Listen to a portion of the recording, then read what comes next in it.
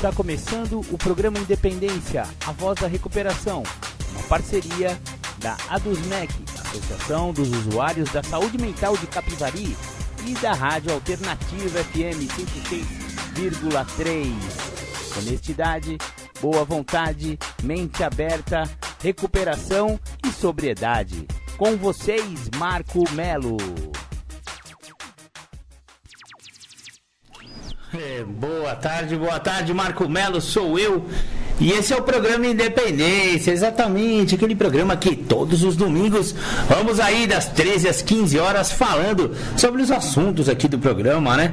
Alcoolismo, adicção, também conhecido como dependência química, dependências emocionais, falamos de 12 passos das Irmandades Anônimas, enfim, uma gama de assuntos nesse universo da dependência química. Beleza, vamos dar continuidade aqui com o programa Independência.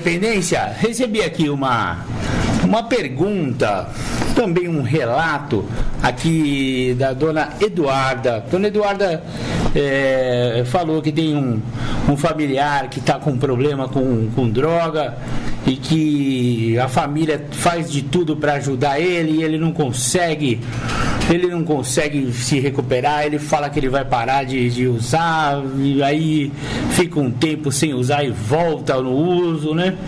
E eu acho que, como a dona Eduarda, muitos familiares, né? Muitas mães, pais, irmãos, né? Estão preocupados com algum parente, algum filho, algum irmão, enfim, né? Que tem problemas semelhantes, né? E o programa Independência também trabalha com esse negócio de espelhoterapia, né? Quando você enxerga o problema do outro, a gente pode ver o nosso próprio problema no problema alheio, né?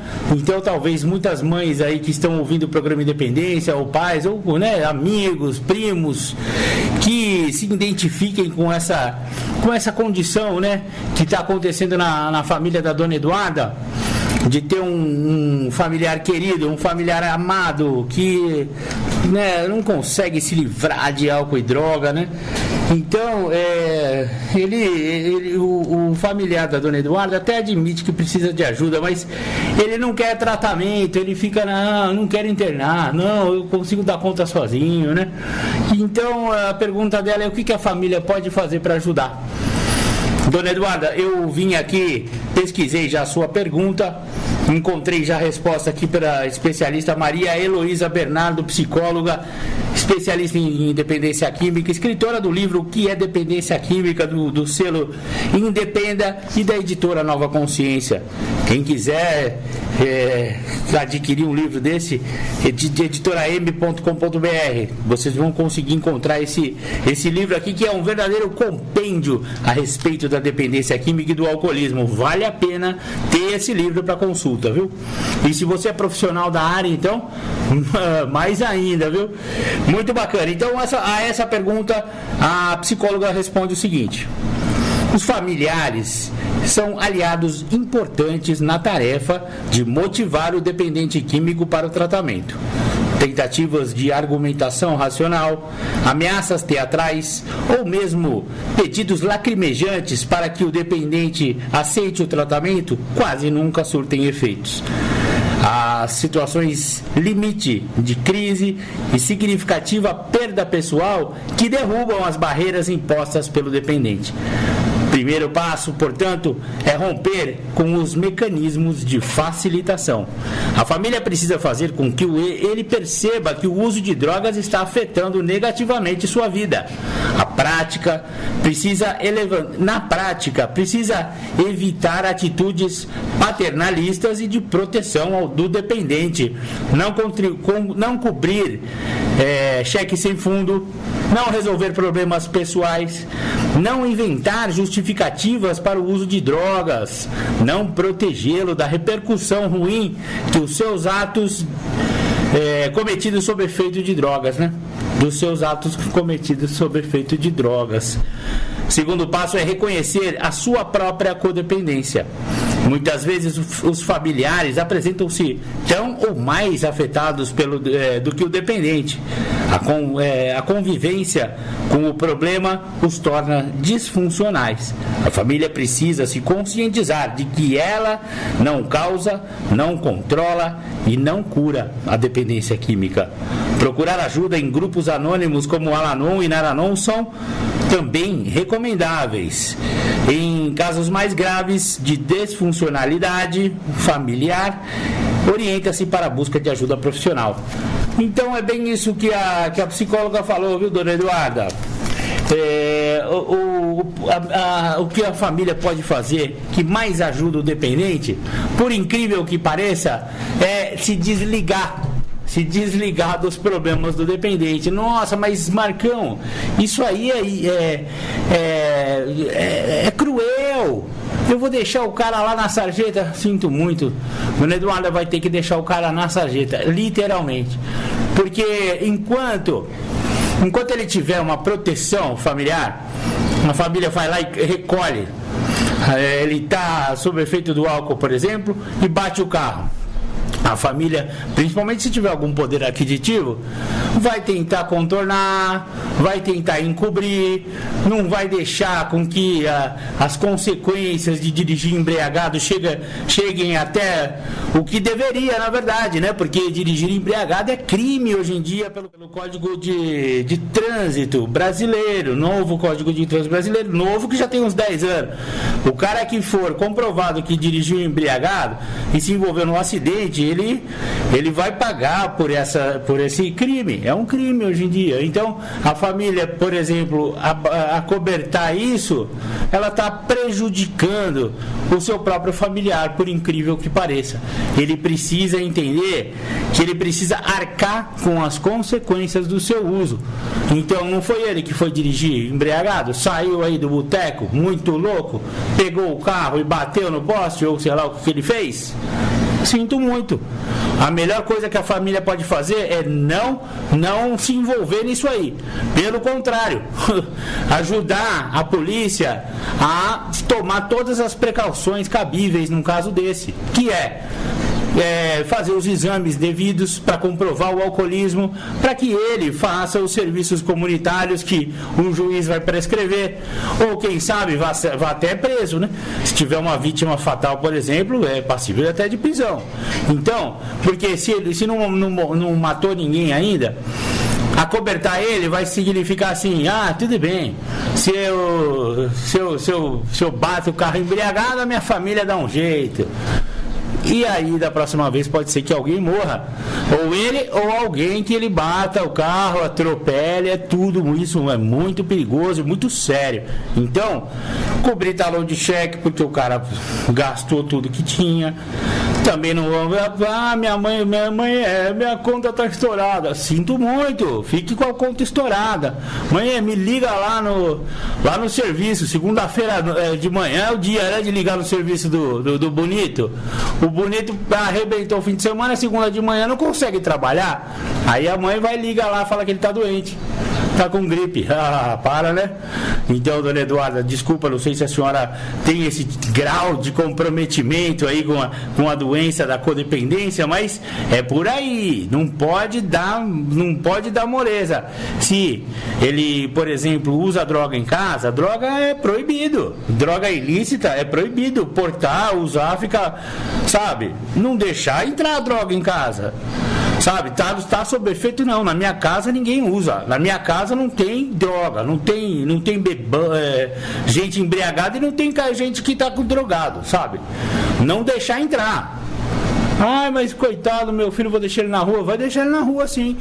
Porque daí, quem sabe, ele começa a refletir que o problema de alcoolismo ou de droga, a adição dele, tá realmente comprometendo a vida dele. Que só na derrota, só no fundo do poço ele vai pedir ajuda. Enquanto isso não acontecer, se os familiares continuarem adiando e empurrando com a barriga a doença do cara, mais tarde ele vai pedir ajuda. Vai demorar mais, né? E às vezes, né, como é uma doença progressiva, incurável e fatal, pode ser que ele não sobreviva até que consiga entrar em recuperação. E aí é o jeito mais lamentável que um adicto e um alcoólico pode morrer, é esse, né? É morrer de uma doença que pode ser estacionada. Essa é a grande missão do programa Independência. Avisar a galera que essa doença é fatal, só que ela pode ser detida desde que se entre em recuperação. Espero ter ajudado. Desculpa o meu jeito de falar, viu, dona Eduarda? Mas é bem sério. O problema é muito sério e merece essa seriedade e esse puxãozinho de orelha, não na senhora, mas no seu adicto, né? Porque ele está movido por uma doença que ele fica sem vergonha. Ele não é, mas ele está sem vergonha. Beleza? É isso aí. Vamos continuar aí com a programação do programa Independência.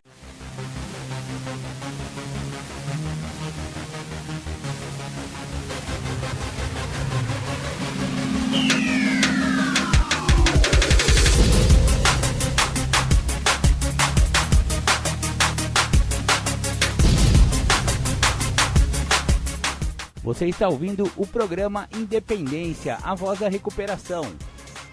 Para participar ou tirar suas dúvidas, ligue 3492-3717 ou então pelo WhatsApp 99650-1063. Dependência química, alguma dúvida a respeito de alcoolismo, você pode entrar em contato aqui com o Zap Zap da rádio e fazer a sua pergunta. Se eu souber, eu respondo, mas eu tô aqui sempre com as minhas literaturas, eu pesquiso e... Só que se eu não souber, eu peço desculpas, vou pesquisar durante a semana e na semana que vem eu respondo, não tenha dúvida. Vou consultar os universitários, né? Maravilha. Mas eu acho que a do Luiz Carlos vai dar certo aqui, ó, porque é um tema que eu entendo um pouquinho, em função desses anos, né, trabalhando com dependência química, estudando a respeito de todas essas comorbidades e essas particularidades, né? Aliás, particularidades hoje a temática do Julião vai ser sobre particularidades, né? Lembrei porque eu falei dessa palavra. E o que o Luiz Carlos perguntou aqui? Ele pergunta por quê? Por que o adicto tem tantas recaídas? Ele tem alguns amigos aí que eles ficam um tempo limpo, depois eles recaem de novo e isso há muitos anos vem acontecendo. E ele quer saber por que acontece isso. Luiz Carlos, essa é uma excelente pergunta e, aliás, é de difícil resposta, né? Porque a recuperação é uma coisa bem individual e os motivos pelos quais o seu amigo, né, os seus amigos particularmente recaem, também podem variar, né?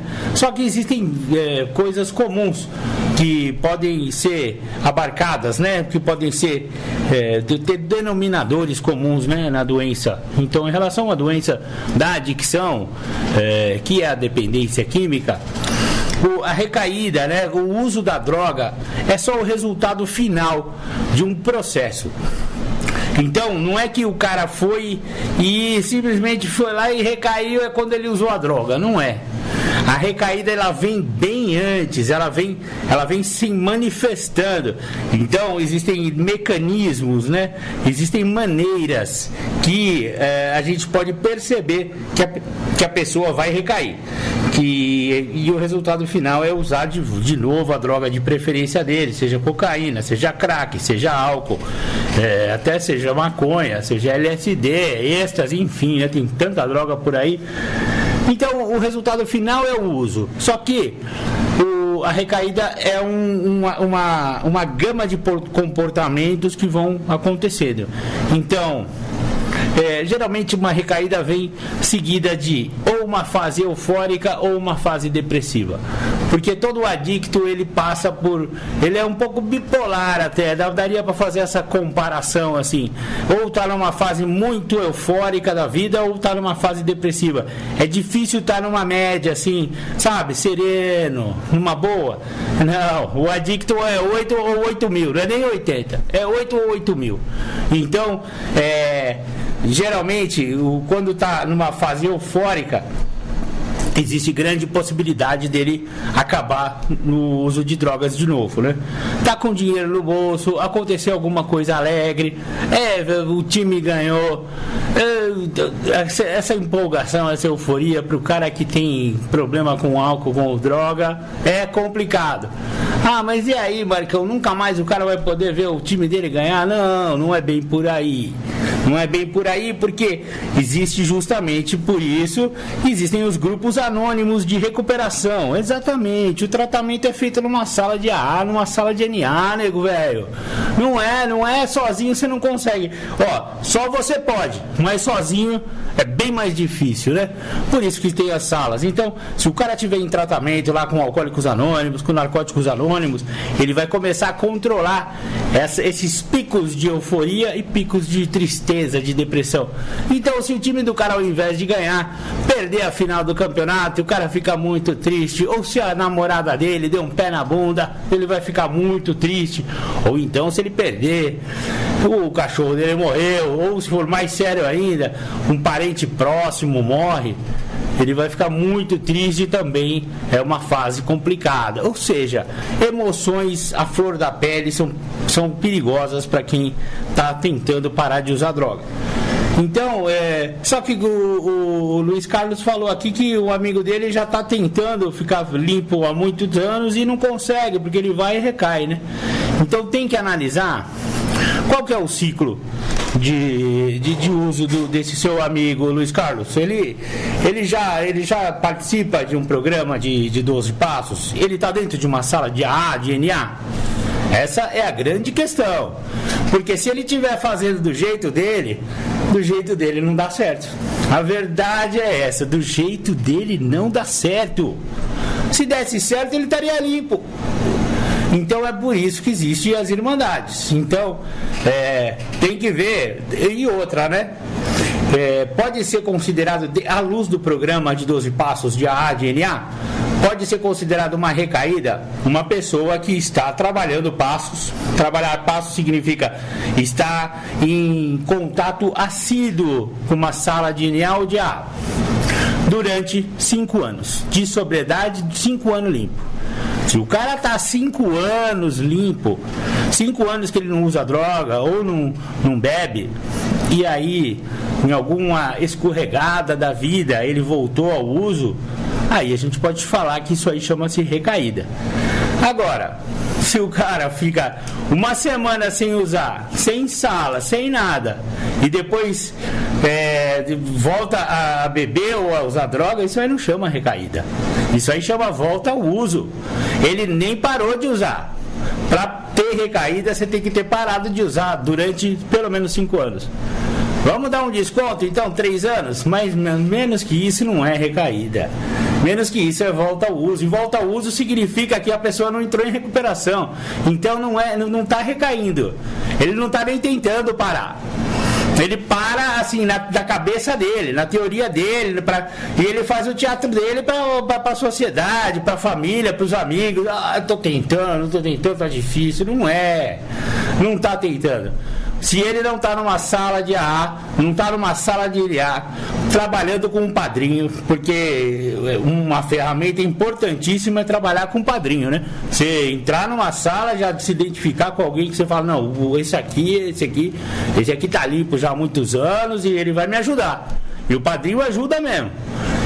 Então o cara trabalhar com um padrinho, passar os passos, tá em todas as reuniões. Não é que de vez em quando eu vou lá no NA, não dá. É toda a reunião. Se ele quer ficar limpo de verdade, nos primeiros 3 meses que ele resolveu parar de usar, ele tem que estar dentro de uma sala. Toda a reunião. Tem 3 reuniões por semana? Esteja todas. Mas hoje minha filha precisa. Não tem essa de minha filha precisa. Porque no uso, sua filha não precisa de nada, porque você não vai lá ver. Aí é que tá.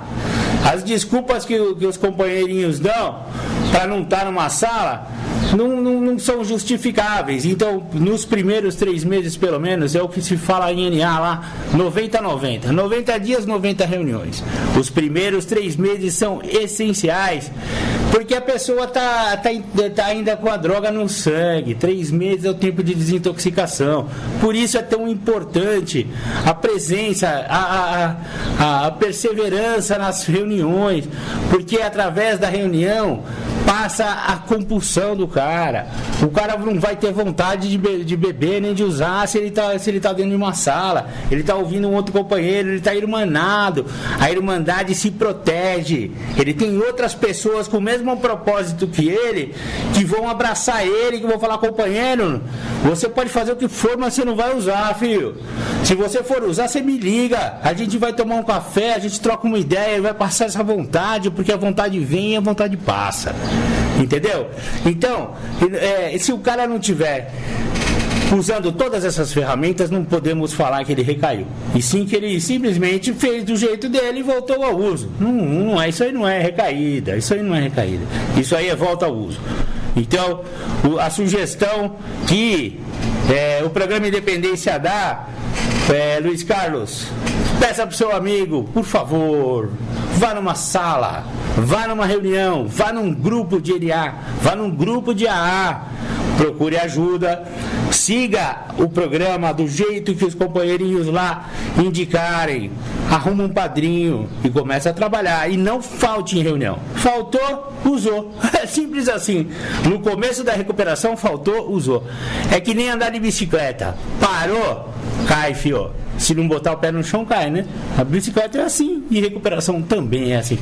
Espero ter elucidado alguma coisa aí. Luiz Carlos, muito obrigado por entrar em contato aí com o programa Independência. Maravilha. O livro azul, texto básico de Narcóticos Anônimos, fala bastante bem a respeito do tema recaída.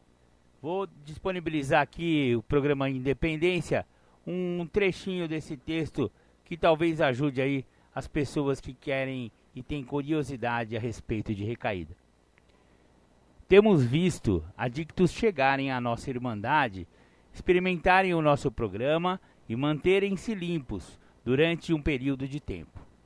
Com o tempo, alguns adictos perderam o contato com outros adictos em recuperação e, por fim, voltaram à adicção ativa. Esqueceram que é realmente a primeira droga que inicia o ciclo mortal novamente. Tentaram controlar, usar com moderação ou usar somente certas drogas. Nenhum desses métodos de controle funciona para adictos. A recaída é uma realidade, pode e de fato acontece. A experiência mostra que quem não trabalha nosso programa de recuperação diariamente pode recair. Vemos eles voltarem em busca de recuperação. Talvez estivessem limpos durante anos antes de recaírem. Se tiveram a sorte, o bastante de conseguir voltar, estão muito abalados. Eles nos dizem que a recaída foi mais horrível do que o uso anterior. Nunca vimos uma pessoa que viva o programa de Narcóticos Anônimos recair. Recaídas são muitas vezes fatais. Já fomos a enterros de pessoas queridas que morreram de uma recaída. Morreram de várias maneiras. Muitas vezes vemos pessoas recaídas, perdidas por anos, vivendo na miséria. Aqueles que acabam em prisões ou em instituições podem sobreviver e talvez sejam reapresentadas a NA. No nosso dia a dia, estamos sujeitos a desequilíbrios emocionais e espirituais que nos tornam indefesos contra a recaída física no uso das drogas. Por ser a adicção uma doença incurável, adictos estão sujeitos à recaída. Jamais somos forçados a recair. Temos uma escolha. A recaída nunca é um acidente. A recaída é um sinal de que temos reservas com o nosso programa. Começamos a desconsiderar nosso programa e deixar falhas em nossas vidas diárias. Sem perceber, as ciladas à nossa frente, tropeçamos nelas, cego pelas crenças de que conseguiremos sozinhos. Mas, cedo ou mais tarde, caímos na ilusão de que as drogas tornam a vida mais fácil. Acreditamos que as drogas podem nos modificar e esquecemos que estas mudanças são fatais. Quando acreditamos que as drogas resolverão nossos problemas, esquecemos o que elas podem fazer conosco. Estamos realmente em apuros. A não ser que acabemos com essas ilusões de que podemos continuar a usar ou parar de usar drogas sozinhos, estaremos certamente assinando a nossa própria sentença de morte. Por alguma razão, não cuidar de nossos assuntos pessoais diminui nossa autoestima e estabelece um padrão que se repete em todas as áreas de nossas vidas. Se começarmos a evitar as nossas novas responsabilidades, perdendo reuniões, negligenciando o trabalho do 12º passo ou nos envolvendo com o nosso programa São esses tipos de coisas que levam à recaída. Podemos sentir uma mudança acontecendo em nós. Nossa capacidade de manter a mente aberta desaparece. É possível que fiquemos com raiva ou ressentidos com tudo e com todos. Podemos começar a rejeitar as pessoas mais próximas. Nos isolamos. Cansamos de nós mesmos. Em pouco tempo voltamos aos velhos padrões de comportamento doentios, mesmo sem ter que usar drogas. Quando um ressentimento ou qualquer outra reviravolta emocional ocorre, a falta da prática dos passos pode resultar em uma recaída. Se recaímos, podemos sentir culpa e vergonha. A nossa recaída é vergonhosa, mas não podemos livrar a cara e salvar nossa pele ao mesmo tempo. Descobrimos que é melhor voltarmos para o programa o mais rápido possível. É melhor engolirmos o nosso orgulho do que morrermos ou ficarmos permanentemente insanos. Descobrimos que é mais fácil nos mantermos limpos enquanto mantivermos uma atitude agradecida por estarmos limpos. A melhor maneira de expressar gratidão é levar a mensagem da nossa experiência, força e esperança ao adicto que ainda sofre. Estamos preparados para trabalhar com qualquer adicto que sofre. Viver o programa diariamente proporciona muitas experiências valiosas. Se formos atormentados pela obsessão de usar, a experiência nos ensinou a ligar para um companheiro adicto em recuperação e ir a uma reunião. Os adictos que usam são pessoas egocêntricas, raivosas, assustadas e solitárias. Em recuperação, experimentamos o crescimento espiritual. Quando usávamos, éramos desonestos, interesseiros e estávamos frequentemente em instituições. O programa permite que nos tornemos membros produtivos e responsáveis da sociedade. Quando começamos a funcionar na sociedade, a nossa liberdade criativa nos ajuda a ordenar nossas prioridades e fazer primeiro as coisas básicas. A prática diária do nosso programa de 12 passos nos permite mudar daquilo que éramos para pessoas guiadas por um poder superior. Com a ajuda de nosso padrinho ou conselheiro espiritual, aprendemos gradualmente a confiar e a depender de nosso poder superior, que para a maioria de nós é um Deus amoroso. Então esse foi o texto básico de Narcóticos Anônimos no quesito recaída. Então vamos lá, agora sim vou disponibilizar a primeira temática do dia do Julião, né? E ele fala justamente de particularidades. Com vocês, Júlio César Butti. Bom dia, vamos falar de recuperação. Hoje nós vamos falar de particularidades. É importante entender que dentro da narrativa anterior que eu trago, que existe uma relação de ganho com as questões de complacência, as pessoas elas têm um ganho imensurável sendo complacente com o outro. Só que esse ganho, na verdade, não é um ganho, é uma perda. Na verdade, não é nada positivo, é nocivo. É uma questão doentia e é uma questão de repetição. Então eu preciso entender que essa questão que é doentio, que é de repetição, é uma particularidade. Então é sinal que eu já tenho como particularidade ficar repetindo essa mesma situação no presente que eu estou fazendo, porque eu estou sendo complacente, tá ok? Em busca de um ganho, quer dizer, eu vejo que o outro está errado vejo que o outro está fazendo não é cabível, não é positivo, me torno complacente com aquilo, porque o outro é complacente também com as coisas que eu faço que não é cabível e que são errados. Então isso já é uma particularidade minha? Sim. Essa particularidade se mostrou onde? No 6º passo do programa de recuperação.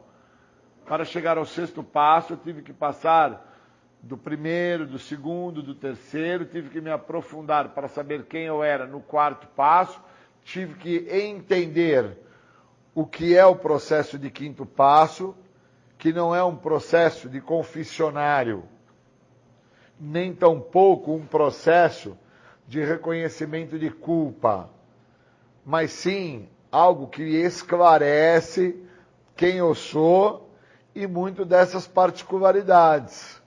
Então, para chegar a ter contato com as minhas particularidades, que eu vou entender elas no 7º passo, quais são as minhas particularidades? Que eu no 7º passo vou entender. São o que se chama de defeitos de caráter. Vem a minha imaturidade, vem o meu egoísmo, vem o meu orgulho, a minha intolerância, né, a cobiça, a inveja, a falsidade, a minha hipocrisia. Isso eu vou reconhecer no 7º passo. E eu acho interessante porque no 7º passo fala sobre uma necessidade de termos que ter chego até esse estado de total desespero junto a essas particularidades para somente assim estarmos prontos a mudar. Quer dizer que eu não me modifico no 6º passo. Eu vou ter que entender as particularidades para poder mudar elas. E a mudança ela não é automática. Por isso que na terceira tradição também do grupo dos anônimos diz que a pessoa não é membro só porque ela entrou porta dentro, porque ela optou por fazer parte da Irmandade, levantando a mão na hora do ingresso, e que isso a faz dela um membro assíduo. Não.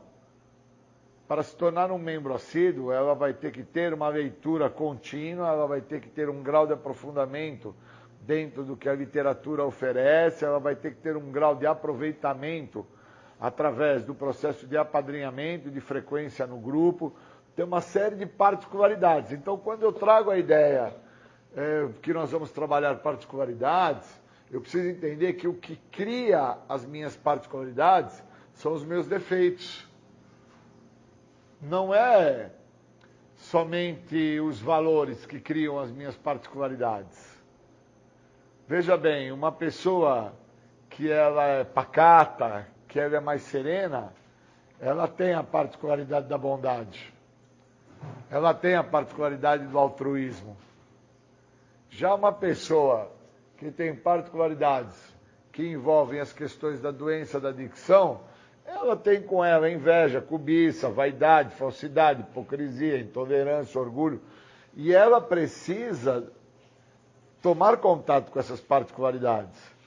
Então, a ausência que o indivíduo apresenta, seja esse indivíduo um usuário de droga ou não, a ausência que esse indivíduo apresenta é uma particularidade dele. E se eu não tomar atenção por qual caminho que surge essa particularidade, eu tenho problemas maiores.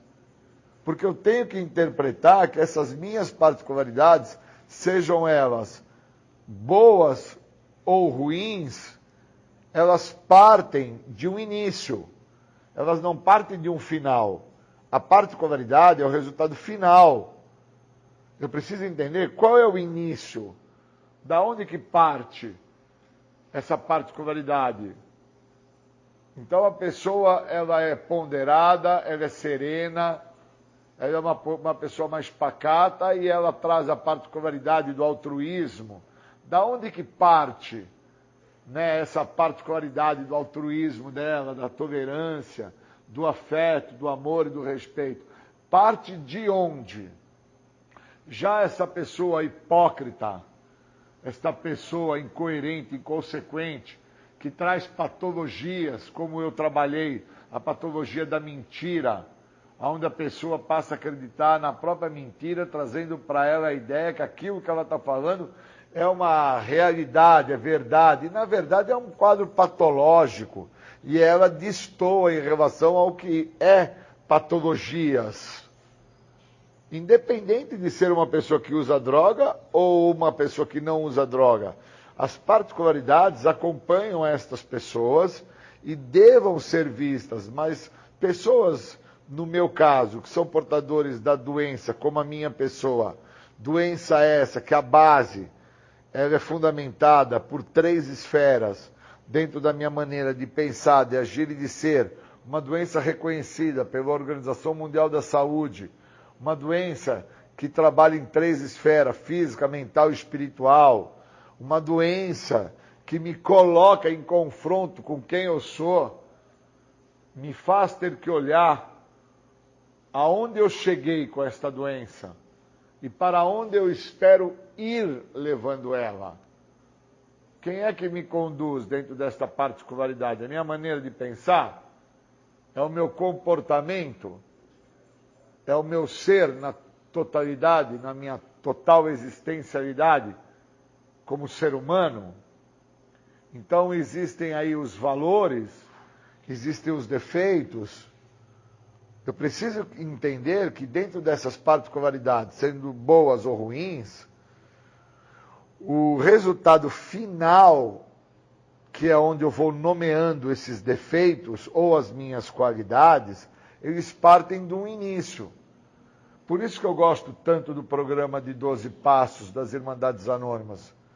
Porque quando fala no 12º passo, após ter tido despertar espiritual, é que eu vou levar como resultado dos passos para outras pessoas e em todas as áreas da minha vida, o que o programa oferece. Quer dizer que eu vou ter que passar um processo dentro das particularidades do programa e vivendo esse processo dentro das particularidades que o programa tem, particularidades essas que cada passo tem o seu. O primeiro passo tem uma particularidade que é dentro da ideia da impotência, da perda de controle, de uma vida ingovernável. O segundo passo tem uma particularidade que fala dentro da questão, né? Que as pessoas muitas vezes retratam a ideia de que cometer o mesmo erro esperando resultados diferentes estão, por assim, então, a fazer insanidades. Sendo que uma particularidade do segundo passo é que a perda do senso de limite é a total insanidade. Eu perco o senso crítico, eu perco o senso de limite em relação à situação que está se apresentando, e aí o que eu deixo como evidência é uma particularidade que eu tenho, que é do meu ego, da minha existencialidade, onde eu acredito que viver pelo meu ego é o correto. Então, dentro dos passos, existem particularidades que eu tenho que me atentar a isto. Senão, eu não me recupero. Eu vou projetar nas pessoas, por muitas das vezes, a minha imaturidade emocional, imaturidade essa que me compromete. Pois, uma vez que as particularidades desta criança que habita este corpo de homem, de um ser dentro da sua melhor idade, por que uma criança que habita esse corpo? Porque a particularidade do egocentrismo é querer com que as coisas aconteçam da minha forma, na minha maneira, na minha velocidade e no meu jeito. Quem é que age desta maneira? Somente uma criança, que ela é desprovida do entendimento das particularidades dela, que são raivas, ódio, rancor, ressentimento. Eu acho interessante que um animal, você bate nele, e ele também desprovido do entendimento das particularidades por parte dos seus sentimentos, depois que você bate nele, quando você chega em casa novamente, ele bate o rabo para você e te lambe. Então você veja que dentro da particularidade da dor, do sofrimento, ele não interpreta isso, o animal. Já o ser humano, uma vez portador do processo do ego, da existencialidade do ego na sua vida, uma das particularidades é a revolta, é o ressentimento, é a mágoa, é a ira, é o ódio, é a negação da realidade. Então eu preciso sacar que quem cria meus defeitos ou as minhas qualidades são as minhas particularidades. Então, se eu estou envolvido no programa e o programa me mostra o que já funcionou para tantas outras pessoas e agora pode funcionar para mim, é que a particularidade que me mostra que pode funcionar para mim está dentro desse envolvimento que eu estou tendo com o programa. E muitas vezes esse envolvimento está na particularidade onde eu me disponho a fazer a leitura, eu me disponho a estar envolvido com o grupo, eu me disponho a falar na reunião, eu me disponho a escutar na reunião, eu me disponho a estar dentro do que o programa traz como particularidade, quando no segundo passo diz, falamos e ouvimos os outros, e eles nos mostram o que está funcionando para eles. Então existem particularidades em cada passo, que se eu não tomar a devida atenção, eu vou ter problemas maiores. Da mesma forma que tem particularidades dentro do que cria os meus defeitos, que o meu ego é o pai disso tudo, porque é ele que me exige, é ele que me impõe, é ele que me cobra, é ele que de uma certa maneira me coloca numa posição onde quando não é feito o que ele exige, o que ele cobra, o que ele impõe, uma das particularidades que eu trago é a raiva, é o ódio, é a renúncia, é a ira. Eu preciso entender que a particularidade da cólera, da doença, é a ira. Então, se eu não der atenção a isso, eu nunca vou entender que dentro daquela relação que eu trouxe em um momento anterior, que é uma questão de ganho, a complacência, ganhar dentro da complacência, acreditar que o que está fazendo, apoiando a conduta do outro, está sendo bom para o outro, é uma particularidade que eu tenho de não olhar que o que eu estou fazendo para mim é ruim. E aí eu não me liberto disso. Sofro até de uma necessidade de aceitação pelo outro, e se eu não estiver fazendo parte daquilo que o outro traz, que ele acredita ser importante, o outro não vai me aceitar. Então, fazer uma renúncia à particularidade do erro do outro, eu passo então a entender que não seria bom para mim, pois eu tenho que aceitar, sem renunciar, que o erro que o outro está trazendo, que a conduta que o outro está fazendo, a particularidade que ele está exercendo, não é tão ruim assim. Então eu tenho que mentir, eu tenho que apoiar o errado, eu tenho que ser complacente e compactuar com o que eu estou vendo que o outro está fazendo, onde na realidade eu já tenho um grau de aprofundamento, pois eu muitas vezes já conheço o programa há muitos anos, ou por muitas vezes eu já venho de recaídas ou de volta ao uso por muitas vezes, ou então eu já tive frequências mais contínuas, mais assíduas aos grupos, onde houve várias partilhas essas voltadas para questões muito próximas a esta particularidade, a qual eu agora estou me dispondo a dar ênfase para não perder a minha relação para com o outro, pois uma vez que eu perca essa minha relação para com o outro, eu vou ser visto pelo outro como o quê? E eu não posso ser visto pelo outro como aquilo que eu sou.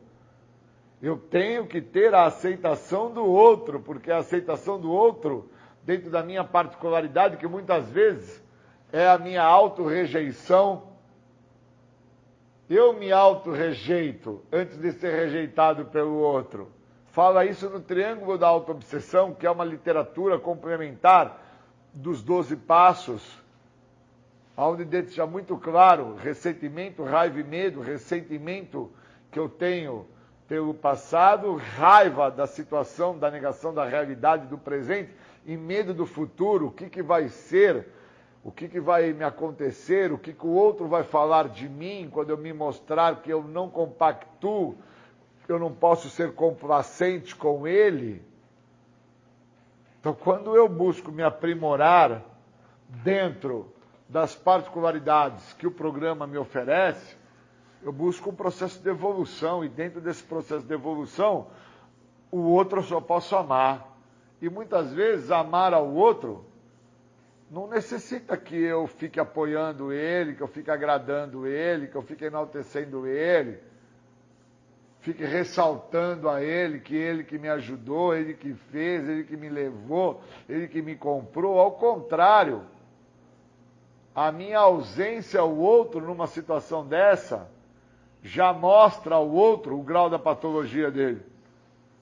Mas isso para uma pessoa que está num processo de aprofundamento, se utilizando do programa de 12 passos, onde ele reconhece que ele é adicto da doença da adicção, que não foram as drogas que transformaram ele em adicto, não foi o álcool que o transformou ele em adicto. Ele já nasceu com a doença. E por ser uma doença que trabalha em 3 esferas, na maneira de pensar, de agir e de ser, esta pessoa, se não tiver um grau de evolução, ela não vai entender isso. E ela vai até compreender que a tua ausência, a tua renúncia a estar com ela, é que você não presta para estar com ela. E na realidade não é isso. Na realidade, é que eu não estar com ela, eu estou tentando preservar ela de sofrer dos abusos da doença, dando a ela margem para que ela busque fazer um processo de autoconhecimento, de aprofundamento, de interiorização e compreender algumas particularidades dela que sempre a impediram de lidar com o que ela é realmente e a partir daí ela conseguir fazer uma renúncia às próprias vontades, onde uma das grandes vontades dela é compactuar dentro da complacência do erro do outro. E o bacana está nisso. Conseguir entender, eu não quero ser complacente nesse erro do outro. Eu não quero compactuar com isso do outro. Pois eu tenho um programa de mudança e esse programa me cobra aprofundar-me no programa. Entender que eu não sou impotente, que a palavra impotência no dicionário significa debilidade, eu sou débil. E dentro de um grau de debilidade, a minha debilidade se mostra pela minha maneira de pensar, pela minha forma de agir, pelo meu jeito de ser. Então somente um débil, uma pessoa que tem um grau de debilidade, ou físico, ou psíquico, ou social, é que compactua em busca de um ganho da complacência do erro do outro, apoiando a narrativa do outro, dentro de uma covardia emocional, onde não consegue trazer para o outro o que realmente está acontecendo na vida do outro. E quando isso se esclarece para mim, tudo modifica-se de uma forma muito profunda. E eu, obviamente, me elucido, me esclareço e entendo por que existem algumas particularidades dentro dos defeitos e dentro das qualidades. Porque existe no programa de 12 passos da Irmandade Anônima, especificamente a Irmandade a qual eu trabalho os passos na minha vida, Narcóticos Anônimos, existem particularidades em cada passo que definem a minha trajetória. E eu posso tanto ter uma trajetória de ganho, quanto uma trajetória de falso ganho. Que é acreditar que eu estou tendo um ganho porque eu não estou usando droga e, na realidade, eu estou adoecendo-me profundamente pela doença da adicção. Não estou me adoecendo com o uso compulsivo da cocaína, do crack, da maconha ou da pinga. Eu estou me adoecendo dentro de um agravo da doença da adicção. Pois eu sou doente da doença da adicção. Eu não sou doente da droga. Quantos eu não conheço que estão sem uso de álcool e de droga estão extremamente adoecidos? Então agora eu busquei fazer um processo de aprofundamento, onde envolve 4º e 5º passo, e aonde envolve a minha libertação de alguns seres, de algumas situações, de algumas pessoas, de alguns lugares, de algumas coisas. E dentro desse processo, obviamente, eu vou ter um grau de evolução, vou ter um grau de ganho, mas não um ganho com base pela complacência em apoiar ao outro dentro de um erro que o outro comete. Ao contrário, eu vou deixar de ser o meu algoz, eu vou deixar de ser o meu inimigo, eu vou deixar de falar sim, apoiando o erro do outro, quando eu tenho que falar não para mim. Não é não para o outro, é não para a minha pessoa, é não para o meu ego, é não para as coisas que eu acho que eu deveria compactuar, que eu deveria estar fazendo, pois não são tão ruins assim. que ruim mesmo era usar droga. E agora fica muito claro para mim que o uso de álcool e de droga nunca foi ruim. Foi algo muito beneficiante até, porque me beneficiou para que eu não tivesse que entrar em contato com aquilo que eu sou. E uma vez que eu não tenho que entrar em contato com aquilo que eu sou não precisa deixar de existir, e eu continuo a ser uma pessoa desprezível para mim mesmo. E o uso de droga não me deixa enxergar isso. Por isso as particularidades, elas partem, de uma cria dos meus próprios defeitos ou das minhas qualidades. Eu preciso entender isso, para que eu possa me recuperar da doença. Senão eu não tenho um processo de evolução. Eu nem entendo o que é patologia, eu não entendo o que é particularidade, eu não entendo o que é recuperação, eu não entendo como funciona o processo. Eu fico achando que meu filho está bacana porque ele não está mais usando droga, meu filho virou um atleta, meu filho agora virou um cara que passou na faculdade, meu filho arrumou uma noiva, meu filho vai no cinema com a mãe, com o pai, com o tio, com a prima, meu filho está pagando a pensão das crianças que ele teve num relacionamento que não foi muito bom, porque a minha nora não era boa, não era meu filho, é minha nora. E eu preciso estudar as particularidades para entender quem eu sou. E a partir daí desfrutar do benefício do programa, que é a libertação da doença da adicção. Muito obrigado. Legal, esse foi Júlio César Butti, aqui no programa Independência, falando sobre particularidades do programa de 12 Passos. Muito bacana. Agora vamos para os nossos apoios culturais. Se você acha que já ouviu tudo, isto é só o começo. Esquina Pastelícia! Venha saborear os mais deliciosos pastéis de Capivari. Carne, misto, palmito, carne com queijo, calabresa picante, pizza, frango com catupiry, frango com queijo, carne, bacon e cheddar, frango, bacon e cheddar, Romeu e Julieta, doce de leite e o delicioso Chocolícia. Avenida José Aniquino, 222, esquina da Avenida Piratininga, Centro, Capivari. Telefone 99356-6853, é o nosso WhatsApp. Aceitamos todos os cartões.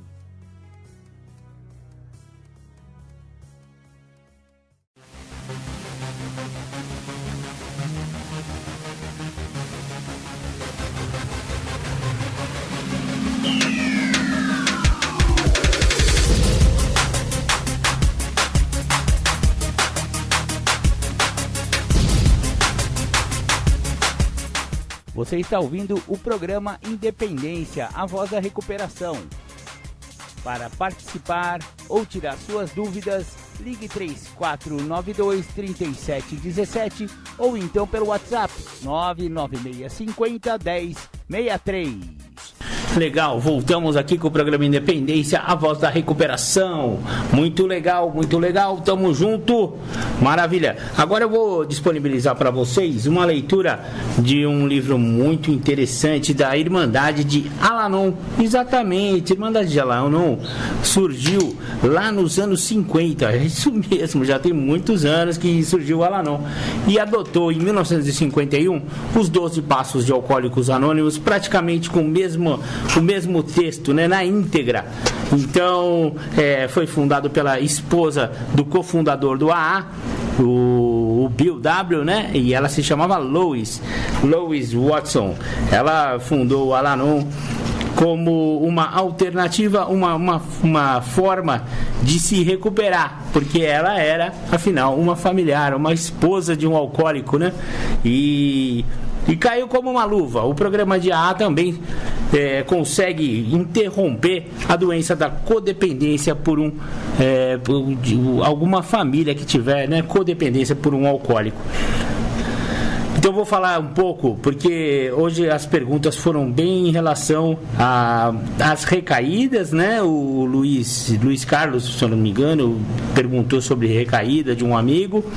E a Eduarda, não lembro também o nome da moça, depois eu vejo aqui no Zap Zap, mas ela perguntou sobre um familiar dela que não conseguia ficar limpo, né? E aí a gente falou bastante sobre como não facilitar, né? E para não facilitar a vida do alcoólatra ou então do adicto, né? Não facilitar a doença dele, né? Não só facilitar a vida, mas a doença dele quer que facilidades para continuar no uso, né? Então, o antídoto para isso poderíamos chamar de desligamento, né? O desligamento com amor, né? Então, membros de Al-Anon compartilham experiência, força e esperança a respeito de uma lição de desligamento. Justamente quando eu pensava que tinha cuidado de tudo, o Deus da minha concepção me ajudou a vivenciar algo novo. Apesar de todo o meu trabalho de base, prestando serviço ao Al-Anon, um locutor de rádio quebrou meu anonimato, citando no ar meu nome completo. No final, isso acabou sendo uma excelente lição sobre soltar e entregar a Deus. Independente de todo o meu planejamento, havia sempre a possibilidade de erro humano. No grande esquema das coisas, foi apenas outro lembrete de quem realmente está no comando. Era relativamente fácil conseguir membros do Al-Anon para oferecerem como voluntários para fazer a entrevista. Porque seríamos absolutamente anônimos pelo rádio. Parecia perfeito. Tudo o que o locutor precisava fazer era apresentar pelos nossos primeiros nomes. Reuni-me com o locutor e os 2 voluntários alguns dias antes. Revisamos todo o material de divulgação. Eu, especificamente, abrangi o propósito do Al-Anon, o princípio do anonimato, evitar controvérsia pública e questões de fora, e a importância de manter a entrevista focalizada em nós como membros da família. O que eu não tinha planejado foi um outro locutor informar a audiência com antecedência sobre a nossa próxima entrevista. Embora eu dissesse, não, quando ouvi meu sobrenome no ar, não havia nada que eu pudesse fazer para impedi-lo. Tive que me perdoar e perceber como era impossível falar com todos os funcionários da estação de rádio. O que aconteceu foi que ninguém telefonou para mim ou para a estação de rádio para dizer que tinham ouvido meu nome completo. Eu me preocupei de que as pessoas que ouviram meu sobrenome pudessem saber que meu ex-marido era um alcoólico. Pensei que talvez meu ex-marido ficasse zangado comigo. Passou pela minha mente e que outros membros do Al-Anon pudessem pensar que eu estava tentando ser a senhora Al-Anon. Entretanto, a real verdade é que alguns dos meus defeitos de caráter estavam fazendo horas extras. Dúvidas e críticas sobre mim mesma enchiam minha cabeça. Pensei sobre isso e decidi contar ao meu grupo o que tinha acontecido. Eles foram muito compreensivos sobre tudo isso, aceitaram minhas boas intenções e concordaram em combinar as coisas com a mídia que envolvia um certo grau de imprevistos. Agora, quando me recordo daquela experiência, me concentro nas boas coisas que conseguimos. Nós informamos as pessoas sobre o Al-Anon, compartilhamos com a audiência do rádio como o Al-Anon tem ajudado muito a nossa vida diária. Mas o mais importante é que lhes dissemos como podem encontrar uma reunião de Al-Anon e não exatamente aqui na nossa comunidade. Legal. Esse foi um depoimento de uma ela é membro de Al-Anon e fala da experiência dela a respeito de rádio, né? E a gente toma bastante cuidado aqui no programa Independência, foi até foi providencial essa leitura, e eu abri aleatoriamente o livro do Al-Anon, hein? Foi providencial porque muitas pessoas me perguntam, mas Marcão, Por que vocês ficam fazendo segredo das pessoas que vão lá? Conta quem são as pessoas pra gente, né, divulgar e tal, né? Mas aí é que tá. Existem tradições nas irmandades, né? Alanon, Naranon, Narcóticos Anônimos, Alcoólicos Anônimos, que impedem que os membros, né, que sugerem que os membros mantenham o seu anonimato pessoal em rádio e em televisão. É a 11ª tradição, né? E isso tem um motivo de ser. Precisa realmente ser assim. Por quê? Imagine só uma pessoa que tem já algum tempo de sobriedade em Alcoólicos Anônimos, por exemplo. Ele não bebe já há alguns anos e tal, e aí vem aqui na rádio, fala quem é. Aqui na cidade de Capivari, por exemplo, é uma cidade pequena, todo mundo se conhece. O cara vem e fica se gabando que o AA é isso, o AA é aquilo, e ele estava tanto tempo sem beber, não sei o que lá. Acontece que ele é falho, pois ele é um ser humano e ele é um alcoólatra. E um alcoólatra, mesmo com anos de sobriedade, se ele não cuidar da sua sobriedade com muita seriedade, ele pode decair, ele pode recair e voltar ao uso. Como aconteceu com várias pessoas na Irmandade. Então, a experiência acumulada da Irmandade pede o anonimato justamente para que, primeiro, as pessoas que ouviram aquele cara falar com grande propriedade, com grande paixão na rádio sobre Alcoólicos Anônimos e que ele estava sóbrio graças a isso e blá blá blá blá blá blá, e todo mundo conhece a peça, de repente vê ele no boteco de volta. E sabe o que o pessoal vai pensar, né? Você acha que vai culpar ele? Não, vai culpar o AA. Exatamente, vai falar que o programa de AA, tá vendo só? O programa de AA não funciona, o cara falou lá que estava sóbrio há tantos anos e acontece que recaída faz parte da doença, não da recuperação. E todos estão sujeitos a alguma recaída, se o cara vacilar. Então, o ser humano é falho e em função dessa fragilidade humana é que o AA sabiamente pede para que membros, quando for falar numa rádio, numa televisão, tampa o rosto, no caso de televisão, né?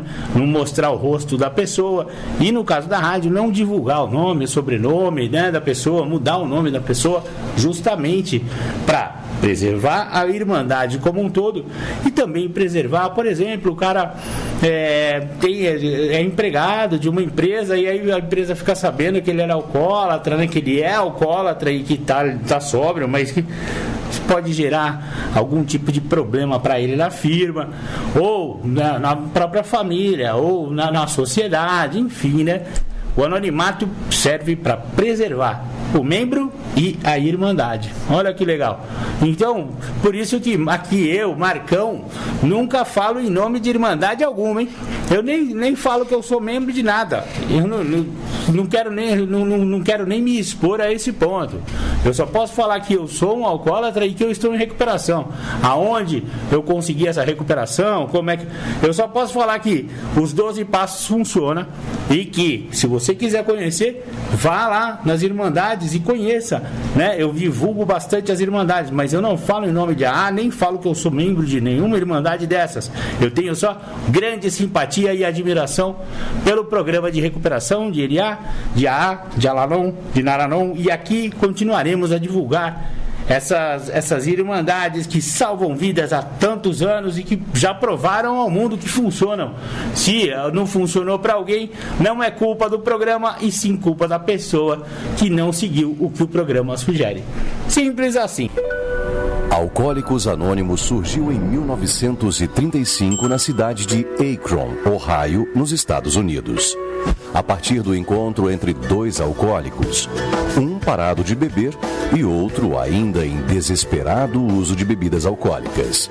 Em maio daquele ano, Bill W., corretor da Bolsa de Valores de Nova York, após anos de sofrimento, hospitalizações, internações e recaídas, estava sóbrio há 5 meses. Durante esse período, tinha praticado princípios aprendidos num grupo religioso, levando bêbados das ruas para sua própria casa, a fim de tentar resgatá-los. Não teve sucesso com nenhum deles. Mas aconteceu uma coisa muito importante para ele. O trabalho com os bêbados manteve Bill sóbrio todo esse tempo. Já na cidade de Akron, a trabalho, frustrado pelo insucesso da viagem, Bill sentiu forte compulsão para beber, vendo o bar do hotel. Por outro lado, não queria mais perder a sobriedade. Depois de ligar para pastores e padres da cidade, pedindo para conversar com outro bêbado, a fim de não voltar a beber, conseguiu marcar um encontro com o Dr. Bob, médico local. O Dr. Bob concedeu-lhe 15 minutos, porque não estava disposto a se expor perante um estranho e acreditava que ninguém mais poderia ajudá-lo. Para sua surpresa, Bill explicou que a intenção era pedir ajuda e não ajudar. Conversaram por 6 horas, dando início a um vínculo e a uma prática que levaram à criação do modelo de recuperação de alcoólicos anônimos. Bill compartilhou com Bob tudo o que tinha lhe acontecido, que tinha aprendido sobre seu modo de beber e tudo o que vinha fazendo para manter-se sóbrio. Explicou por que considerava alcoolismo doença e logo convenceu o médico Dr. Bob. Depois dessa experiência, Bill e Bob procuraram um terceiro bêbado em Akron, em seguida o quarto e assim por diante. Em 1937, já havia cerca de 100 alcoólicos sóbrios em 2 grupos nas 2 cidades, os quais assumiram a empreitada de sistematizar seu método num livro que permitisse alcançar bebedores problema em quaisquer regiões e com quaisquer características. Assim, em 1939, foi lançado o livro Alcoólicos Anônimos. A partir daí, nossa obra se expandiu. Atualmente, a AA está presente em 186 países, contando com aproximadamente 120 mil grupos no mundo. O livro Alcoólicos Anônimos já vendeu mais de 35 milhões de exemplares, tendo sido traduzido para mais de 60 idiomas e dialetos. No Brasil, estamos presentes desde 1947, contando hoje com aproximadamente 5 mil grupos e 11 mil reuniões semanais em todas as regiões do país. Já estou há bem algumas 24 horas sóbrio, graças a essa sala de ar.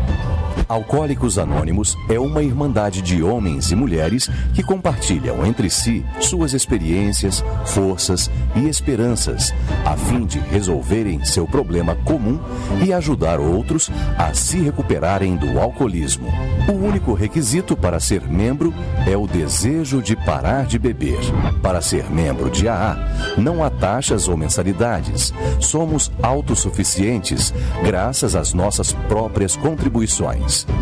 A AA não está ligada a nenhuma seita ou religião, a nenhum movimento político, nenhuma organização ou instituição. Não deseja entrar em qualquer controvérsia, não apoia nem combate quaisquer causas. Não se dedica a pesquisas sobre alcoolismo, tratamento médico ou psiquiátrico, assistência social ou material, mas tendo adotado uma política de cooperação sem afiliação com outras organizações dedicadas ao problema do alcoolismo. Nosso propósito primordial é mantermos-nos sóbrios e ajudar outros alcoólicos a alcançar a sobriedade.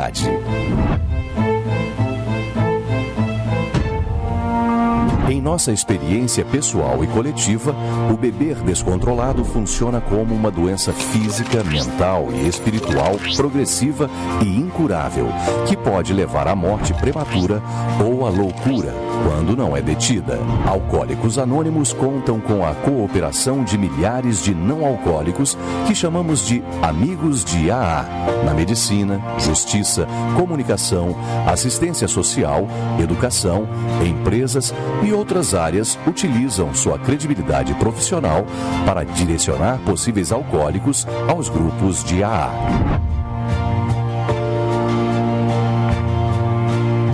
É realmente eu vi que a bebida, no meu caso, para mim, tem um problema da doença do alcoolismo, é um problema fatal, vamos dizer assim, né? E que eu precisava realmente sair daquela forma de vida que eu estava. Alcoólicos Anônimos pode ser descrito como um modelo de recuperação do alcoolismo, por meio do qual os membros ajudam-se mutuamente, compartilhando suas experiências do alcoolismo ativo e da sua vida já em recuperação. Os chamados 12 passos são sugeridos para serem praticados e também oferecidos a potenciais novos membros como simples sugestões. Os 12 passos funcionam como um roteiro para se construir uma nova vida. Cheguei aqui no dia 31 de julho de 2017, completamente arrasada, completamente no fundo do poço, como a gente fala, né? Eu sou mulher, eu sou mãe, eu sou avó, né? Porque eu parei de beber, porque senão eu não era nada disso. E antes eu não era nada disso, né? Para ser membro de AA, basta o desejo de parar de beber. Toda e qualquer pessoa é bem-vinda, não importa a situação social, idade, religião, orientação sexual ou qualquer outra condição. O membro de AA se fortalece compartilhando suas experiências com qualquer pessoa interessada. Não divulgamos nossos nomes completos nem rostos nos meios de comunicação. Não identificamos outros membros de AA a quem não é da Irmandade para encorajar quem quiser ser membro, protegendo seu anonimato. Se você tem problema com a bebida, fique conosco. Se apenas conhece quem tem o problema, leve adiante essas informações. Alcoólicos Anônimos agradece e fica sempre à sua disposição. Bacana, esse foi o vídeo do AA, tá disponível lá na página do AA, no canal do AA, no YouTube. Muito legal, gostei, bacana, não conhecia.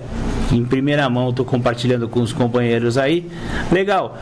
Agora vamos para a segunda temática do dia, do Júlio César Butti, falando de ego e debilidade. Com vocês, Júlio César Butti.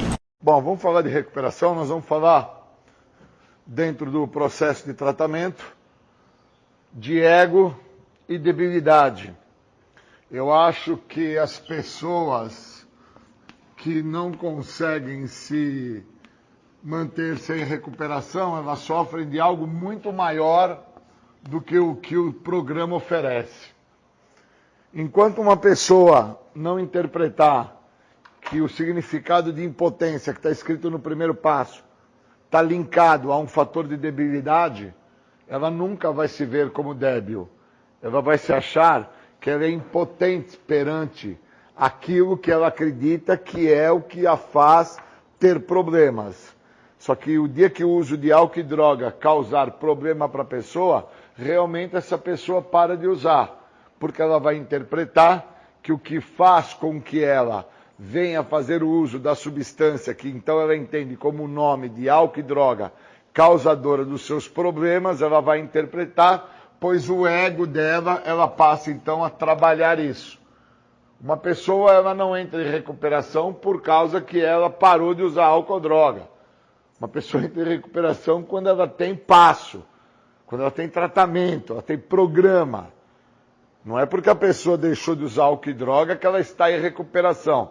Tanto ela não está, que o que mostra isso é que o ego dela movimenta todo o estado de debilidade dela. O estado de debilidade dela se mostra quando ela não tem álcool e droga. Enquanto ela tem uso de álcool e droga, o que ela tem é a substância psicoativa na sua vida. E tendo o uso da substância psicoativa, ela está como fala na literatura, né? Está sobre os efeitos da substância. Então ela está lá, dentro dos sintomas da doença, que são efeitos da substância, ela está sobre negação, justificação, racionalização, desconfiança dos outros, culpa, vergonha. Enquanto a pessoa está linkada a isso, ela nunca vai olhar que o que mantém ela linkada a isso é o ego.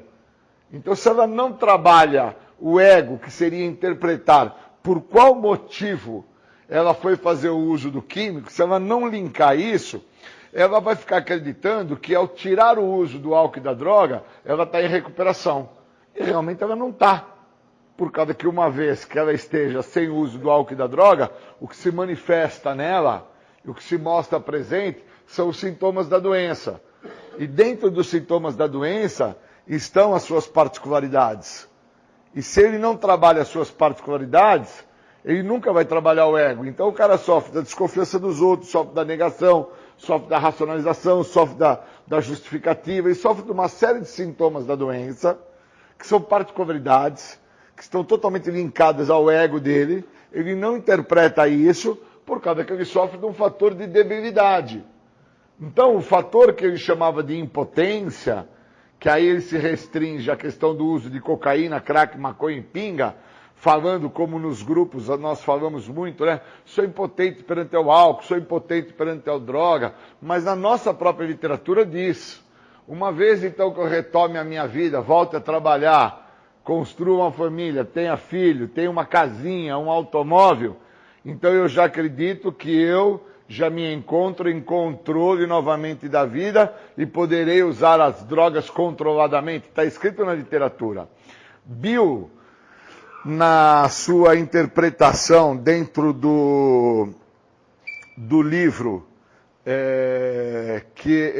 tanto do Viver Sóbrio quanto do Levar Adiante, que é a história do AA para toda a sociedade, para o mundo, quando Bill traz a história do AA para o mundo, Bill compreende o seguinte, que como ele era uma pessoa que mexia com aplicações financeiras, e ele viajava por vários estados, várias cidades, dentro das grandes empresas, vendo como que se encontravam as questões operacionais das ações das empresas, ele fazia esse tipo de serviço, né?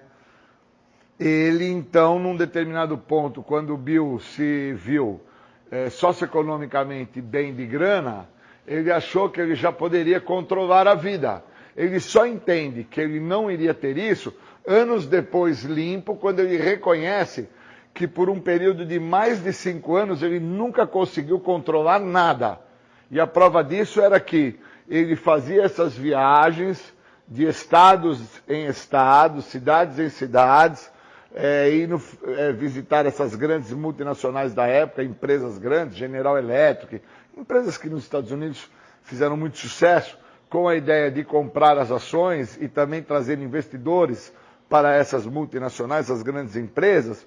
E aí ele descobre que, devido à sua inabilidade de lidar com situações, emoções, com circunstâncias, ele nunca conseguiu ter o controle de nada, porque às vezes ele estava num hotel, totalmente alcoolizado no hotel, e aquela empresa que ele tinha que visitar, que ele tinha que fazer uma pesquisa de mercado para saber como é que se encontrava a questão de custo operacional dessas ações que ele tinha que avaliar para informar os investidores, ele não conseguia permanecer na reunião, ele não conseguia participar.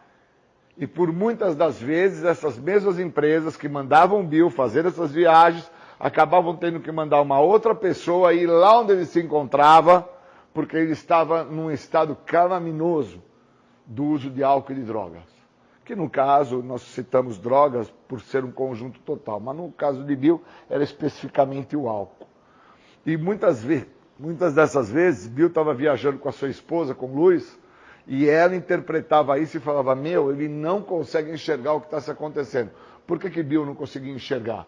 Por causa que ele não entendia que o estado de debilidade dele se apresentava pelo ego, não se apresentava só pelo uso do álcool, se apresentava pelo ego. Então, foram inúmeras as vezes que Bill se voltou para a esposa dele, pegou a Bíblia e escrevia em algumas passagens bíblicas as promessas que ele fazia para ela, no sentido de eu não vou beber mais. Então ele escrevia na Bíblia, e depois de alguns anos, já sóbrio, Bill reconheceu que todas essas vezes, por inúmeras vezes foram essas promessas, ele nunca conseguiu cumprir por causa de um processo de debilidade. O ego dele não deixava. Então, quando ele se encontrava num estado bem calamitoso, bem ruim, bem comprometedor, onde ele estava, de uma certa forma, tomado pela doença, pelo uso do álcool contínuo. Ele via o que ele tinha causado, o tamanho do estrago que Bill tinha feito, e aí ele falava para a esposa: prometo para você que eu não vou fazer mais. E aí ele se mantinha um período sem o uso, tinha uma ascensão financeira, tinha uma ascensão social novamente, e depois voltava tudo ao estaca zero novamente. Esse processo cíclico que Bill viveu, ele narra bem isso no livro Levar Adiante, a história quando o AA encontra toda a sua construção perante o mundo, né? A história que Bill traz ao mundo sobre o AA, a importância do alcoolismo, o descobrir da história, todo esse processo está na literatura.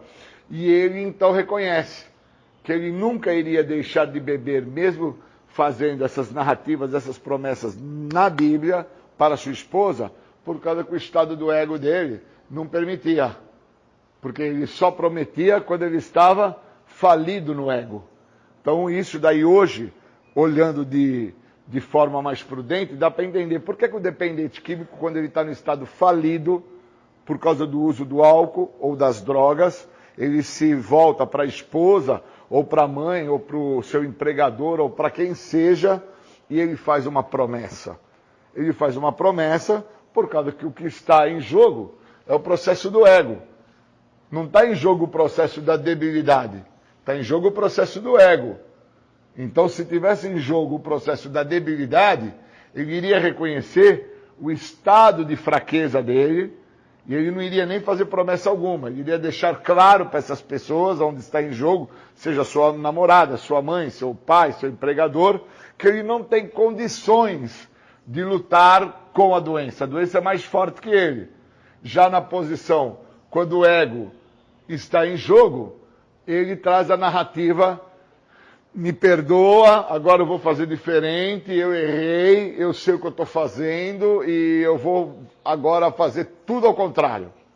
E quem grita isso é o ególatra que mora dentro do cara, que não reconhece o estado de debilidade. Nelson Ned, quando ele fala, antes de óbito, sobre o ególatra que morava dentro de um corpo de 1,15 m de altura, e as pessoas começaram a olhar para Nelson Ned com 1,20 m ali de altura, e escutar ele fazer essa narrativa ao lado de loiras com mais de 2 metros de altura, e ele em carros maravilhosos, importados, né, carros assim que custavam uma fortuna, e ele numa entrevista se virou para um repórter e trouxe essa narrativa para o repórter. Que o o mantinha dentro daquele carro, que o fazia andar de mão dada com aquelas loiras de 2 metros de altura, era o ególatra que ele tinha, que ele mesmo não sabia o tamanho deste ególatra.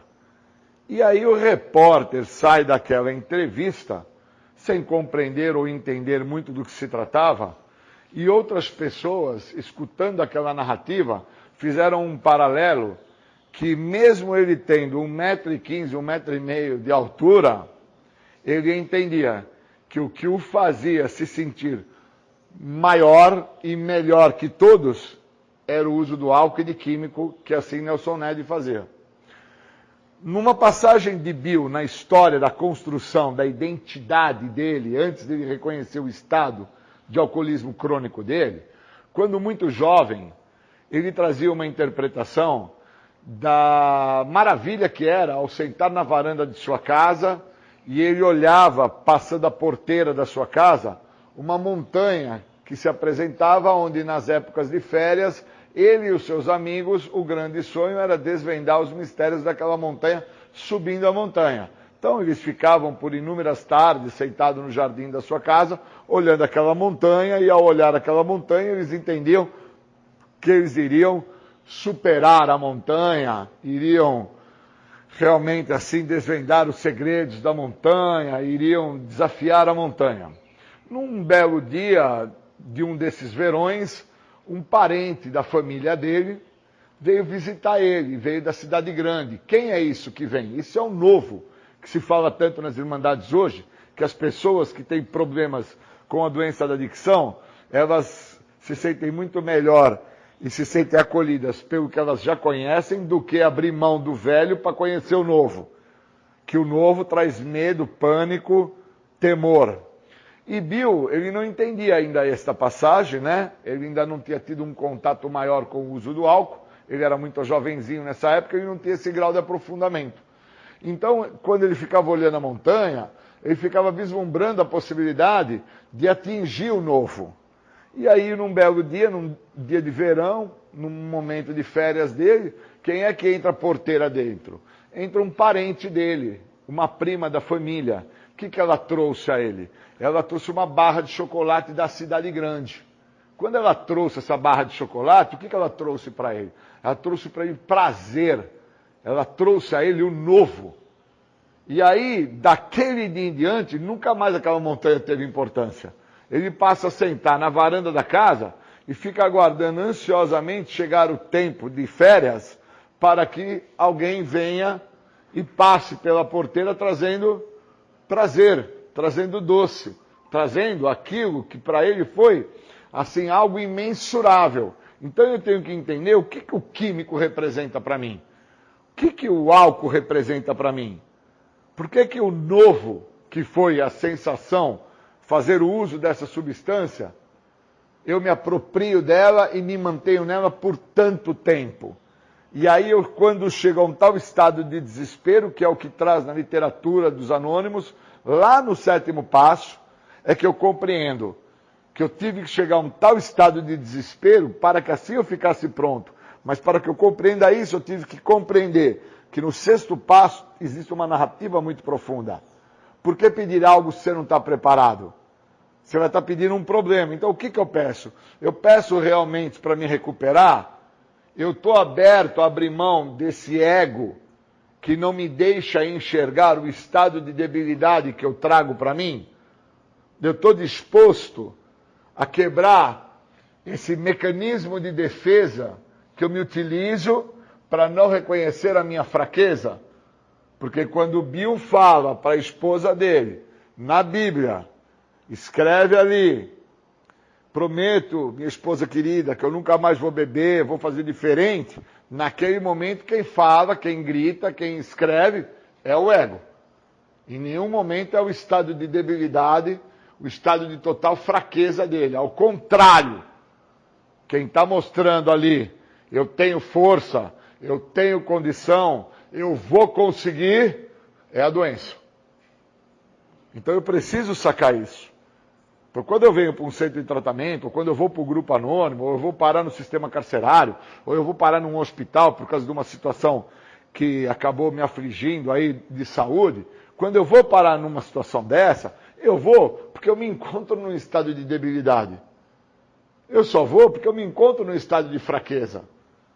Mas ao chegar nesse local, eu sou acolhido de uma forma que aquilo que se mostrava um estado de fraqueza, que era uma situação física, eu sou acolhido de tal maneira que eu passo então a tratar o meu problema de trás para frente.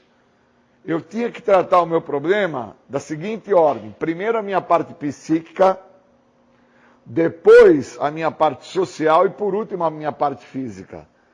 E como eu trato de trás para frente, eu chego nesses locais de uma forma muito comprometida e eu acabo tratando em primeiro lugar a minha parte física. Como, durmo, me alimento, tomo sol, fico bonito. Aí na sequência eu vou tratando a minha parte social, porque eu sou acolhido pela família novamente, a minha mulher gosta de mim, ela acredita nessa forma de recitar um pedido de desculpa, que eu usei a própria folha da Bíblia para escrever, né, na Bíblia, como Bill, me perdoa. E aí, por último, eu vou pensar na questão psíquica, que é a questão aonde eu sofro de uma ausência psíquica em relação ao meu problema. Então, essa inversão de valores me compromete para que eu fique sóbrio.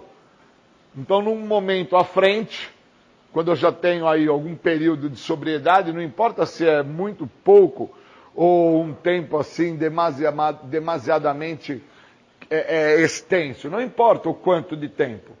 Mas num momento à frente, dentro desse tempo, quando eu sou confrontado pelo meu ego, eu acabo sendo confrontado na parte que eu menos tratei, que é o meu psique. Eu não sou confrontado na minha barriga, não sou confrontado na minha bochecha que ficou vermelhinha, corada. Não sou confrontado nos meus olhos que saiu aquela imagem de olheiras negras. Sou confrontado no meu psique. O meu psique, minha maneira de pensar me confronta. E ela me confronta onde? A minha doença? Através do sintoma dela, que é a negação, justificação, racionalização, todos os sintomas que constam na literatura dos grupos anônimos, que eu não dou a devida atenção como eu deveria dar. Então eu vou para um local que me acolhe, porque eu me encontro num quadro de debilidade, que é um quadro de fragilidade, sem entender que eu estou tratando de trás para frente, e eu deveria ter essa compreensão, para que eu pudesse, então, a partir dessa compreensão, me manter em sobriedade por um período realmente substancial aí de anos e anos e anos, e fazer isso se transformar em múltiplos anos de recuperação. Então, os passos, eles definem claramente. Quando que uma pessoa entra em recuperação? Quando ela para de usar droga? Não. Quando ela tem o programa. O livro de 12 Passos das Irmandades Anônimas, especificamente o livro azul de 12 Passos do Narcóticos Anônimos, é um livro base, é um texto mais simples, até de entendimento. Na última página do livro, na última, a pessoa vai ter a sacada, que lá fala que a única coisa que o programa oferece é a libertação da doença da adicção. Um segredo que tanto escapou para ele. E tanto escapou porque o que ele tinha que tratar em primeiro plano, ele vem tratar por último, que é o psique. Então, depois de muitos anos em recuperação, é que o cara vai sacar que ele tratou do físico. Ele não tratou do psique. E aí ele não entende por que ele tem desconfiança da mulher dele, por que ele sofre de rejeição, por que ele sofre de negação, por que ele tem problemas de inferioridade, ou é porque o pênis dele é grande ou é pequeno, ou é porque o músculo dele é grande ou é pequeno, ou é porque ele não tem o corpo que ele gostaria de ter, e às vezes ele não entende, como ele não tratou do psique, que a parte fisiológica dele, ele não tem raiz para aquilo. Ele quer ser halterofilista, quer ter o corpo de halterofilista, só que ele não tem genética para halterofilismo. Ele tem genética para o atletismo, ele tem genética para natação, ele tem genética para o tênis, menos para o halterofilismo. E aí ele busca uma saída fácil e rápida para compensar esse déficit que ele tem, que é um recurso externo, que é fazer o uso de anabolizante. E aí ele acredita que fazendo uso de anabolizante ele está tendo um ganho, e na realidade ele está tendo uma perda imensurável da oportunidade de entender, cara, eu não sou para o halterofilismo, mas eu sou para o atletismo, eu sou para o judô, eu sou para a natação, eu sou para outros caminhos. Só que esse grau de aprofundamento, ele só se apresenta na vida de Bill, também quando Bill, fazendo um comparativo, ele entende que ele se tornou um grande habilitado em contabilidade. E aí quando ele se tornou um cara habilitado em contabilidade, ele também foi fazer direito. Naquela época fazia-se técnicos em direito. E aí o alcoolismo nunca deixou com que ele terminasse a ponto de chegar lá e pegar o diploma de bacharel. Ele nunca conseguiu isso. Então, depois de sóbrio, alguns anos, ele então, antes de ter problemas maiores de saúde e vir a falecer, ele ainda comenta assim com a esposa: e eu não voltei lá para buscar o meu diploma. E aí ele reconheceu que ele não teria capacidade para ser advogado, porque ele não tinha capacidade para administrar, mesmo sendo um contabilista, suas próprias finanças. Porque se a esposa de Bill Lewis não tivesse na época arrumado empregos que ganhava-se assim por semana $15, $20, eles teriam passado fome. E se eles não tivessem sido acolhidos novamente na própria casa dos pais de Lewis, eles também teriam ficado na rua. Então, assim, tem uma série de passagens que ele interpreta, Bill, na própria narrativa dele, da construção da história do AA para o mundo, que ele nunca tinha reconhecido a gravidade do problema dele. Então, quando o cara não reconhece essa gravidade, ele não entende o que está se passando na história dele e, automaticamente, ele também não reconhece o que ele precisa fazer. Então, eu acho extremamente importante, quando uma pessoa chega ou no hospital, ou numa comunidade terapêutica, ou chega numa delegacia, chega no sistema carcerário, aonde ela chega, ela interpretar o estado de debilidade dela e o estado do ego dela. Se ela não tiver isto realmente visto por ela, é impossível que esta pessoa venha a tratar do seu problema que está manifestado. A pessoa chega numa podóloga com a unha encravada e ela não entende que ela está com a unha encravada por causa que ela tem uma necessidade, devido à sua inferioridade, de fazer parte de um grupo onde todas as amigas dela usam sapato bico fino.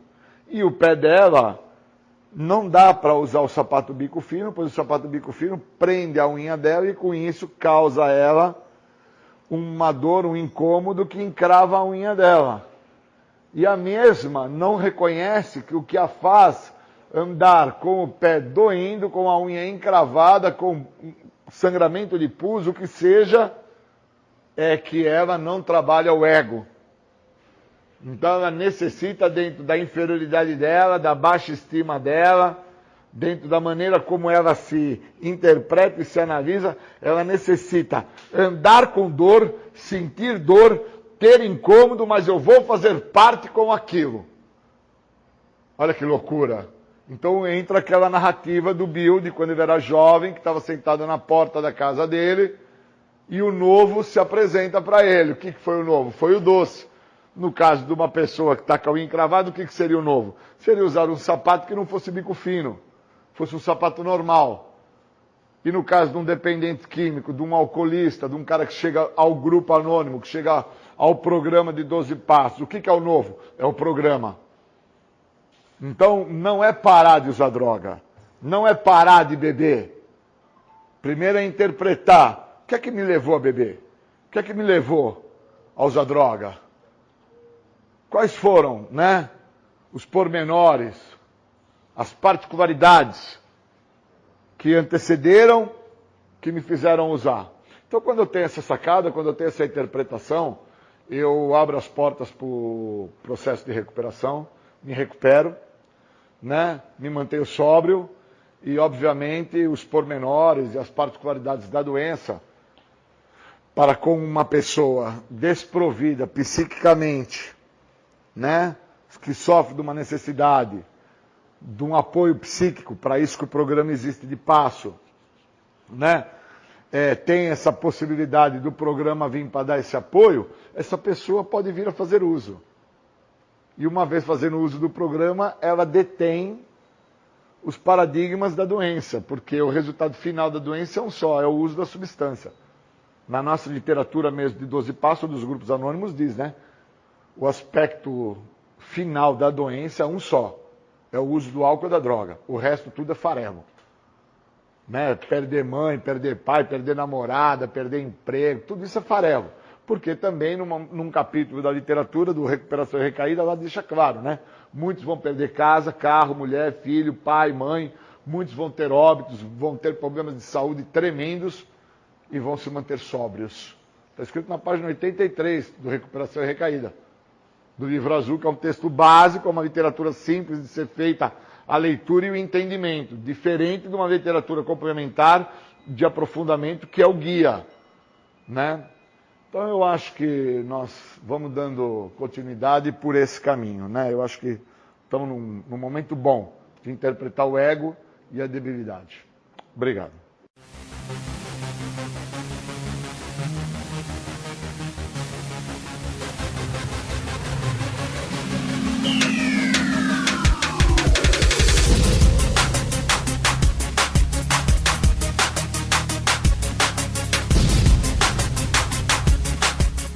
Você está ouvindo o programa Independência, a voz da recuperação. Para participar ou tirar suas dúvidas, ligue 3492-3717 ou então pelo WhatsApp 99650-1063. Legal, voltamos ao programa Independência, a voz da recuperação. É isso aí, vocês ouviram Júlio César Butti com a temática ego e debilidade. Espero que vocês tenham gostado, muito obrigado. É isso aí, o programa Independência vai ficando por aqui. Afinal, já estamos chegando. Que horas são, relógio? Faz favor. 14h58. 14h58 em Capivari City. Legal. Então vocês ficam aí com o programa Tardes Sônicas, as pedradas do rock and roll. Logo mais aí do nosso intervalo, né? Legal. Fiquem com Deus. Muito obrigado. Desculpa alguma coisa. Muito obrigado por deixar eu entrar nas suas casas, nos seus alto-falantes, nos seus carros, nos seus fones de ouvido, através das ondas do rádio, e falar um pouquinho sobre o assunto do programa Independência, alcoolismo, dependência química em geral. Muito obrigado, fiquem com Deus, beijo no coração e tchau, tchau.